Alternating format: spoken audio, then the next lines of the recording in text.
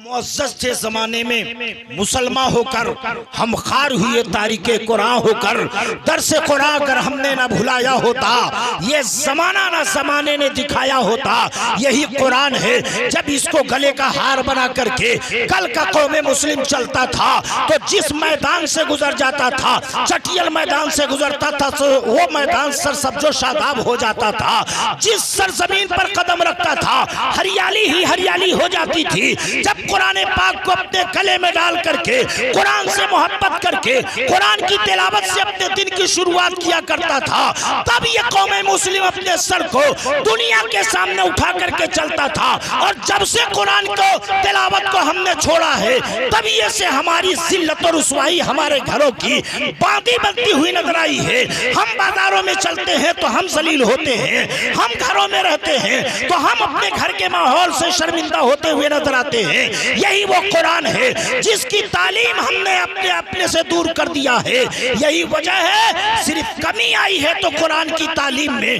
باقی ساری چیزوں میں ہم نے ترقی کی ہے پیاری یہی تو وجہ ہے آج صرف مدرسوں کے اندر قرآن کی تعلیم کے بارے میں کہا جاتا ہے قرآن کی تعلیم دی جاتی ہے قرآن پڑھا اور پڑھایا جاتا ہے لیکن ہمارے گھر کا بچہ جب تک وہ کچھ جانے نا تب مدرسے میں بھیج دو اور جیسی ہی پنکھ لگا تھوڑا سا بولنا شروع کر دیا تھوڑا سا پڑھنا شروع کر دیا اب کیا کہیں گے اب یہ فری والی تعلیم میرا بیٹا نہیں کرے گا اب اسکول میں بھیجو جہاں فیس لگتی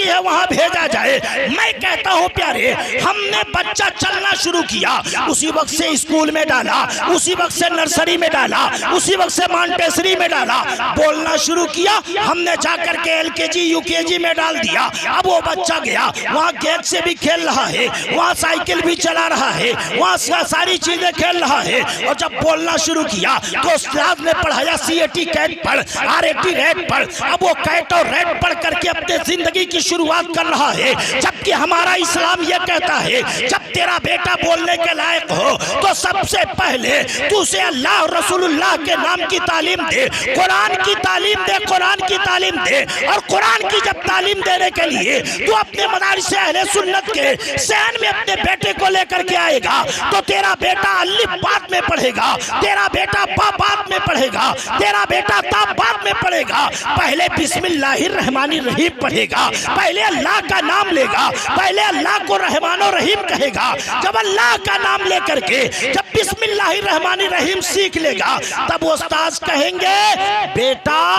جب کپڑا پہنو تو بسم اللہ پڑھو جب کھانا کھاؤ تو بسم اللہ پڑھو جب یہ کام کرو تو بسم اللہ پڑھو اب وہ بیٹا کپڑا پہنتا ہے تو بسم اللہ الرحمن الرحیم گھر میں قدم رکھتا ہے تو بسم اللہ الرحمن الرحیم پیارے یہ وہی تعلیم ہے جو تعلیم صرف بیٹے ہی کو نہیں بلکہ ماں باپ کو بھی جنت کا ٹکٹ دلاتی ہوئی نظر آئے گی اسی لیے پیارے آج بھی اگر ہم چاہتے ہیں اپنے سر کو اٹھائیں جیسے کل کا قوم مسلم سر اٹھا کر کے چلا ہے اگر چاہتے ہیں ایسے ہی سر اٹھا کر کے رہے تو ہمیں اور آپ کو قرآن کو اپنے سینے سے لگانا ہوگا آج بھی اگر ابراہیم سا ایمان پیدا